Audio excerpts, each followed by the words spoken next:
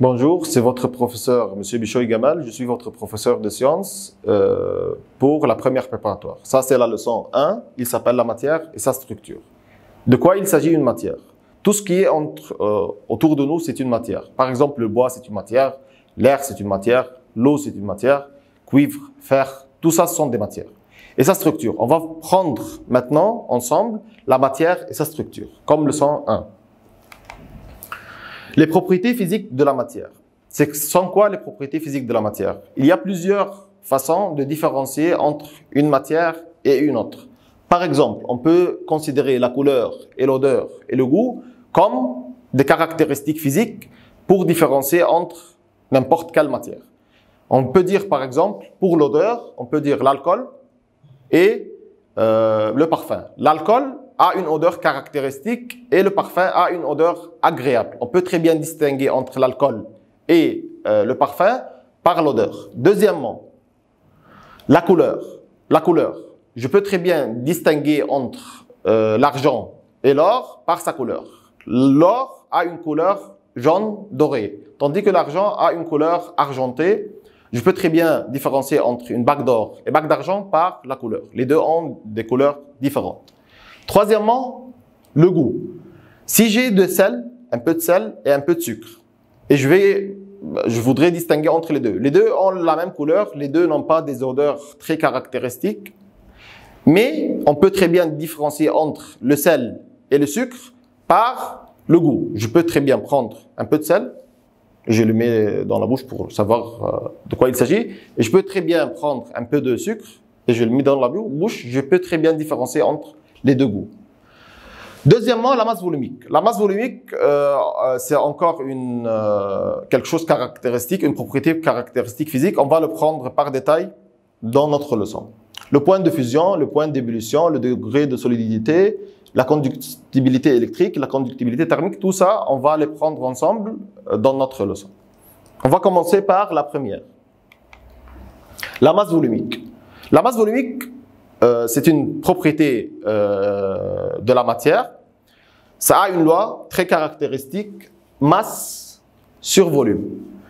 Qu'est-ce que c'est la masse d'une matière? La masse de la matière, c'est la quantité de la matière qui se trouve dans une partie de la matière. Le volume de la matière, c'est quoi? C'est l'ensemble de l'espace qui fait cette matière-là. Donc, c'est la masse sur volume. Ça, c'est la masse volumique. Son unité est grammes par centimètre cube. Pour la masse, il y a plusieurs unités. La masse à kilogrammes, à grammes, à tonnes, milligrammes. Tout ça, on peut mesurer la masse avec ces unités-là. Tandis que le volume a plusieurs unités encore. Premièrement, on peut dire litre, centimètre cube, décimètre cube, millilitre, etc. L'unité peut varier encore, mais en général, on va utiliser le gramme pour la masse et le centimètre cube pour le volume. Donc, l'unité de la masse volumique, c'est gramme par centimètre cube, ou on peut dire encore kilogramme par mètre cube. Les deux, c'est bien. La masse volumique de l'eau est caractéristique, c'est 1 gramme par centimètre cube. Donc, si je vais prendre 1 centimètre cube d'eau, je peux très bien le mesurer, le peser sur la balançoire. Je vais trouver que sa masse, c'est 1 gramme. Donc, 1 gramme d'eau, il contient un volume de 1 cm3. Pour 1 cm3 de volume, il contient une masse égale à 1 gramme. On va prendre l'exemple qui est devant nous pour un peu savoir de quoi il s'agit une masse volumique physiquement, parce qu'on a très bien compris de quoi il s'agit la masse volumique mathématiquement, c'est masse sur volume. On va prendre un clou et une liège, un clou et une liège, de même volume. Le clou, on va voir qu'il tombe dans l'eau, tandis que liège, elle flotte sur la surface de l'eau. Pourquoi le clou, il va couler dans l'eau et pourquoi la liège va flotter sur la surface de l'eau? Ça, c'est la propriété caractéristique de la masse volumique. Parce que la masse volumique du clou est lourde, et beaucoup. La masse volumique du clou est grande. Tandis que la masse volumique du liège, c'est petit. C'est petit. On peut considérer, par exemple, l'eau comme référentiel. Si la masse volumique de la matière est plus grande que l'eau, donc elle va couler. Si la masse volumique de la matière est plus petite que l'eau, donc elle va flotter. La masse volumique du clou, c'est plus grand que la masse volumique de l'eau, donc il va couler. La masse volumique de la liège est plus petit que la masse volumique de l'eau, donc il va flotter. Notre référence, c'est la masse volumique de l'eau qui est égale à 1. Donc, si je vais prendre, par exemple, n'importe quelle matière, on va prendre X matière, par exemple, et je trouve, par exemple, que sa masse volumique, c'est 1,5, donc, elle va couler ou elle va flotter. Elle va couler, parce que 1,5 est plus grand que 1. Et je vais prendre une autre matière, sa masse volumique est 0,5, par exemple. 0,5, c'est plus petit que 1 ou plus grand que 1? C'est plus petit que 1, donc elle va flotter. Ça concernant la masse volumique. Le calcul de la masse volumique, c'est facile. Quand on a déjà dit dans la loi, c'est la masse sur volume. Donc, on va prendre la masse, on va le diviser par le volume. On va prendre un exemple. Si la masse de l'éprouvette graduée contenant de l'eau est 300 grammes et la masse de l'éprouvette graduée seule, sans eau, est 100 grammes. Et l'indication de la lecture de l'éprouvette graduée est 200 cm3. C'est quoi le gramme? Le gramme, c'est la masse. Et le centimètre cube, ça se voit que c'est la volume. Je vais faire quoi pour savoir la masse? Je vais calculer premièrement la masse de l'eau seule. La masse de l'eau seule. C'est la masse de l'eau dans l'éprouvette graduée moins la masse de l'eau sans éprouvette graduée. Je vais prendre la masse volumique de l'eau avec l'éprouvette graduée moins la masse volumique de l'éprouvette graduée seule. 300 moins 100, ça va nous donner 200 grammes. Et le volume, il nous a déjà donné 200 cm3. Je vais faire la masse volumique, c'est masse sur volume. Je vais faire 200 grammes sur 200 cm3. Ça va nous donner 1 gramme par centimètre cube. Comme ça, on a démontré la masse volumique de l'eau par des calculs. Application sur la masse volumique. Si la masse volumique de la matière change, cela indique que la matière est impure. Chaque matière a une masse volumique caractéristique. Ça veut dire, par exemple, l'eau. On a pris déjà l'exemple de l'eau. L'exemple de l'eau. 1 gramme d'eau contient, ou 1 cm3 d'eau contient 1 gramme d'eau. Donc, la masse volumique de l'eau, c'est 1 gramme par centimètre cube. Si par exemple, je vais savoir que la masse volumique de l'eau, par exemple, est 1,1, cela veut dire qu'il y a des impuretés dans l'eau. C'est pas 1, c'est pas pur.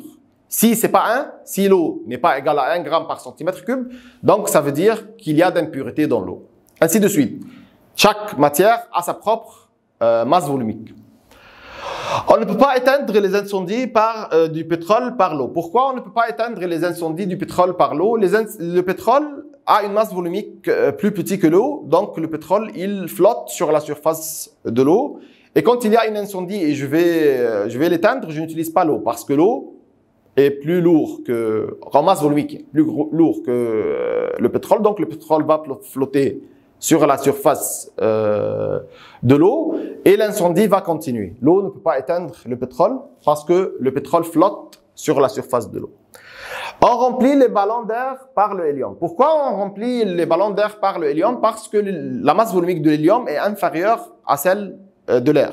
C'est pour cela que l'hélium va flotter sur la surface de l'air et le ballon d'air va monter en haut. Une autre fois, pourquoi dans les ballons d'air on utilise le hélium? Parce que le hélium, sa masse volumique est plus petite que la masse volumique de l'air, donc il ne va pas tomber, il va flotter sur la surface de l'air. C'est pour cela que les ballons d'hélium flottent ou montent sur la surface de l'air. Le point de fusion, ça c'est la deuxième caractéristique physique pour différencier les matières. Le point de fusion, premièrement, on va dire sa définition.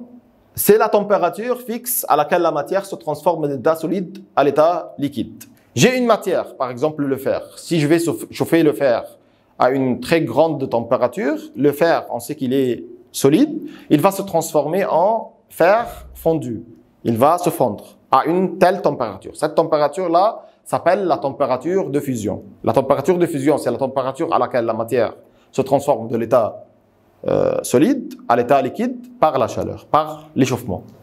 Des matières ont un point de fusion bas comme le cire, le beurre et la glace. Si on va prendre la glace par exemple, comme exemple, si j'ai une glace et je vais laisser la glace dans l'air ambiant, par exemple 25 degrés Celsius, je vais constater très bien que avec le temps, il va se transformer de la solidité, de l'état solide, il va se transformer en eau liquide. La même chose avec le beurre. C'est pour cela que le beurre, ça se met dans le réfrigérateur, dans le frigo.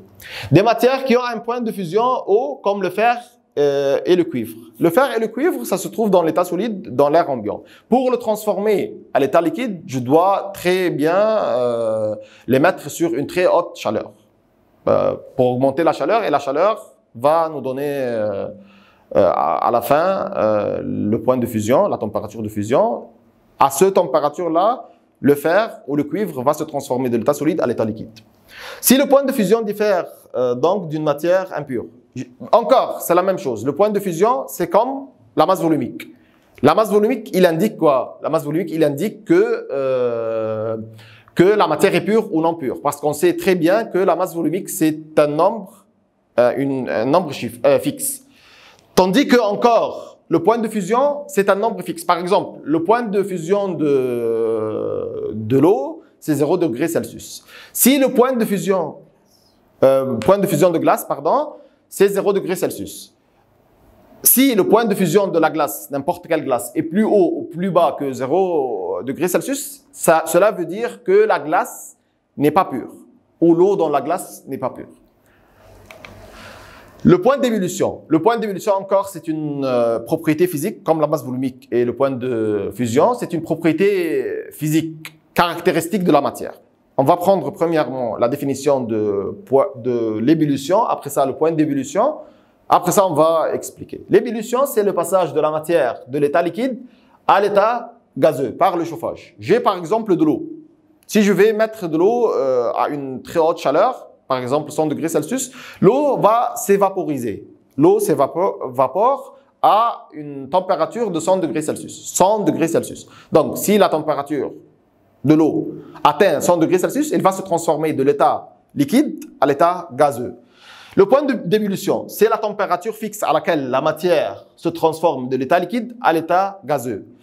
À une telle température que la matière perd, elle ne soit pas liquide, elle se transforme en gazeux, à cette température-là, elle s'appelle la température d'ébullition. On peut dire par exemple, la température d'ébullition de l'eau, c'est 100 degrés Celsius. Donc à 100 degrés Celsius, l'eau va se transformer de l'état liquide à l'état gazeux.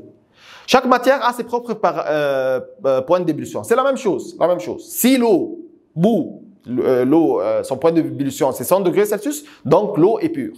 Si ce point-là, le 100 degrés Celsius est différent, par exemple 101, 102, 103 ou 99, 98, plus ou moins, on va démontrer maintenant que l'eau n'est pas pure. Donc l'eau pure, c'est 100 degrés Celsius. Tandis que l'eau impure, ça peut être, son point d'ébullition peut être plus ou moins 100 degrés Celsius. Donc, le point d'ébullition, la conclusion. Le point d'ébullition, ça caractérise la matière.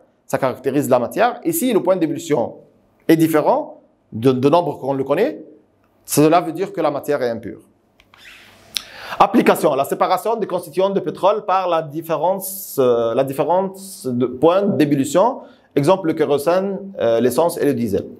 Il y a un exemple très très célèbre sur la séparation des matières par le point d'ébullition. On sait que le pétrole, c'est un mixage entre plusieurs huiles. On peut dire que c'est kérosène, essence et diesel. Chaque huile, kérosène ou essence et diesel a sa propre point d'ébullition. Donc, quand on chauffe le pétrole à une telle température, le kérosène, qui est le plus léger, va s'évaporer, va premièrement se dégager. Après ça, les autres matières, comme l'essence et le diesel, vont s'évaporer après le kérosène. Parce que leur point d'ébullition diffère du point d'ébullition de kérosène. C'est pour cela qu'on fait cette technique-là pour la séparation des constituants de pétrole. Le point d'ébullition de l'eau pure est 100 degrés Celsius, ça on a déjà dit. Si la pression atmosphérique augmente, le point d'ébullition augmente. Donc, on utilise tout le temps 1 atmosphère comme référence pour nous, pour faire le point d'ébullition. À 1 atmosphère, l'eau bouille à 100 degrés Celsius. Le point d'ébullition augmente avec l'augmentation de l'atmosphère, avec l'augmentation de la pression. Si la pression dans la marmite à pression augmente, donc il va augmenter le point d'ébullition. C'est pour cela que les aliments sont cuits dans les marmites à pression. Ils sont cuits dans la marmite à pression selon ce principe-là. L'augmentation de la pression augmente le point d'ébullition de la matière. La conductibilité électrique. C'est quoi la conductibilité électrique? La conductibilité électrique, c'est la capacité de la matière de conduire le courant électrique. Par exemple, on peut dire le fer. Est-ce que le fer conduit le courant électrique? Oui, il conduit le courant électrique. Tandis que le bois c'est un isolant. Il ne conduit pas le courant électrique. Si je vais comparer entre ces deux matières, l'une est un bon conducteur d'électricité, c'est le fer. L'autre, le plastique ou le bois, c'est un mauvais conducteur d'électricité. Bon conducteur d'électricité, exemple, la solution acide. Il y a plusieurs. La solution basique encore, c'est une solution qui est bon conducteur d'électricité. Tandis que le mauvais conducteur d'électricité, par exemple l'eau sucrée. Quand on met, par exemple, un bécher contenant de l'eau sucrée et on va mettre une pile, et cette pile-là est reliée à une ampoule, l'ampoule ne va pas s'allumer. Pourquoi l'ampoule ne va pas s'allumer? Parce que l'eau sucrée ne conduit pas le courant électrique. Si je vais je vais faire la même expérience avec de l'eau salée, par exemple, l'eau avec du sel. Je vais mettre la même batterie et le même ampoule et les mêmes fils, on va voir que l'ampoule va s'allumer. Pourquoi l'ampoule va s'allumer? Parce que l'eau salée ou l'eau avec du sel, c'est un bon conducteur d'électricité. Les fils électriques sont fabriqués en cuivre. Pourquoi les fils électriques sont fabriqués en cuivre? Parce que le cuivre est un bon conducteur d'électricité. Le poignet de tournevis est fabriqué en plastique. Pourquoi le poignet de tournevis est fabriqué en plastique? Parce que le plastique est une matière qui est mauvais conducteur de la chaleur. C'est pour cela que la personne, l'électricien, quand il met le tournevis dans un trou où il y a de l'électricité, l'électricité ne va pas se passer vers ses bras. C'est pour cela qu'on utilise des poignées en plastique qui est mauvais conducteur de l'électricité. Donc, cela va plus ou moins, où il va protéger l'électricien ou la personne qui prend le tournevis avec la main. La dureté. Il y a des matières qui sont dures, il y a des matières qui sont mous. Par exemple, le fer, c'est une matière dure. Le sandwich, on peut dire que c'est une matière mou, si on pourrait dire. Le caoutchouc, c'est une matière encore mou. On peut donner des exemples des matières qui sont molles à la température normale, comme le caoutchouc. Le caoutchouc, par exemple, le caoutchouc de leur voiture, il est mou, il peut être plié dans la température normale. Il n'a pas besoin de haute température pour qu'il se ramollisse. Tandis que des matières qui deviennent molles par la chaleur, exemple les métaux, le fer. Est-ce que le fer, cela par exemple, ça c'est du fer. Est-ce que le fer est mou? Le fer n'est pas mou. Quand je le plie, il n'est pas mou. Mais si je vais le mettre à une haute température, il va se ramollisser par la chaleur. C'est pas une température 100 degrés et 200 degrés, c'est pas ces températures-là, c'est encore plus haut. Des matières qui ne se ramollissent pas par la chaleur, exemple le charbon et le soufre. On a déjà dit qu'il y a des matières qui sont mous dans la température ambiante. Il y a des matières qui se ramollissent par la chaleur et il y a des matières qui ne se ramollissent pas. Par exemple, le charbon et le soufre, même avec la haute température, ils ne se ramollissent pas. Les tournevis sont fabriqués en acier car il est dur. Les tournevis encore, le même exemple de tournevis. Donc on a pris sur le tournevis deux exemples. Le premier c'est le poignet. Le poignet il est fabriqué en plastique ou en bois. Et le tournevis même il est fabriqué en acier. Pourquoi le tournevis il est fabriqué en acier? Parce que l'acier est très dur. C'est comme ça qu'on a terminé la dureté. La conductibilité thermique, c'est quoi la conductibilité thermique? C'est la capacité de la matière à conduire la chaleur. Par exemple, le fer encore. Si je vais mettre une cuillère en acier ou en fer, je vais mettre une cuillère en acier dans une tasse de thé. On va constater que après, par exemple, 10 ou 20 secondes, on va constater que la cuillère devient de plus en plus chaude.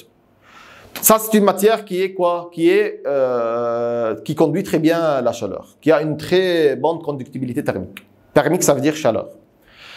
Tandis qu'une matière comme une cuillère en plastique, on va prendre la même cuillère, mais pas en acier, la cuillère en plastique. On va mettre la cuillère en plastique dans la tasse, dans la même tasse. Après mettre la cuillère en plastique dans la tasse, on va constater que la cuillère en plastique ne se réchauffe pas beaucoup. Elle va se réchauffer, mais peu. Donc, c'est une matière mauvaise conducteur thermique, mauvaise conducteur de la chaleur. Elle ne conduit pas bien la chaleur. Elle conduit, mais pas très bien. Bon conducteur de la chaleur, exemple, tous les métaux, acier, fer, cuivre, etc., aluminium. Mauvais conducteur de la chaleur, exemple, le plastique, bois, on peut dire. on peut constater que c'est à peu près la même chose comme la fois dernière. On fabrique les marmites en aluminium. Pourquoi on fabrique les marmites en aluminium? Parce qu'on voulait que la marmite soit un bon conducteur de la chaleur pour cuire les aliments. Le poignet des marmites sont fabriqués en plastique. Pourquoi les poignées des marmites sont fabriqués en plastique ou en bois? Parce que c'est la même chose. C'est une matière qui est mauvaise conducteur de la chaleur. Et quand je vais prendre la marmite avec ma main, je vais constater qu'il n'y a pas de chaleur dans ma main. Je ne veux pas être brûlé, etc., etc. C'est pour protéger l'utilisateur. Donc, on utilise les poignets tout le temps. Les poignets sont mauvais conducteurs de la chaleur et les poignets sont mauvais conducteurs d'électricité. Il y a une très grande ressemblance entre ces deux propriétés, la conductibilité thermique et la conductibilité électrique, mais vous ne faites pas l'amalgame. Les propriétés chimiques. On a terminé maintenant les propriétés physiques. On va aller de plus en plus sur les propriétés chimiques. Des métaux très actifs, exemple le sodium. Il y a une expérience qui est très célèbre, ça se fait dans les laboratoires, quand on met une très petite partie de sodium dans l'eau. On va mettre mais ne faites pas ça à la maison, hein. Faites attention, c'est très dangereux. On va prendre une très petite partie de sodium et on va le mettre dans l'eau. Vous pouvez regarder ça sur le YouTube. On va le mettre dans l'eau, donc il va s'exploser. Le sodium, il va se mettre quoi dans l'eau? Il va s'exploser. Cela veut dire que le sodium a une très bonne activité chimique. Il est très actif. Tandis qu'il y a d'autres métaux qui restent des milliers d'années sans activité chimique. Exemple, l'or. L'or n'a pas d'activité chimique. Ou il a une activité chimique, mais très faible. Par exemple, le masque de Toutankhamon, si vous allez regarder ça dans la musée, vous allez regarder que le masque de Toutankhamon, il est fabriqué en or. Il a resté des milliers d'années, à peu près des milliers d'années, sans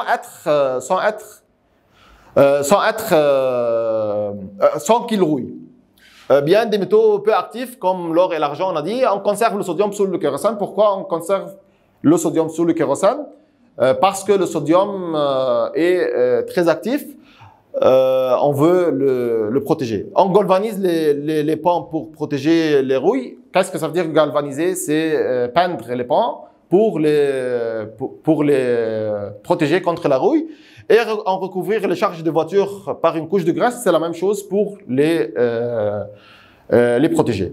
C'est terminé cette partie-là, c'est la première partie, c'est terminé cette partie-là. On se voit sur la deuxième partie de cette leçon. Merci pour votre attention. Monsieur Bichoué Gamin.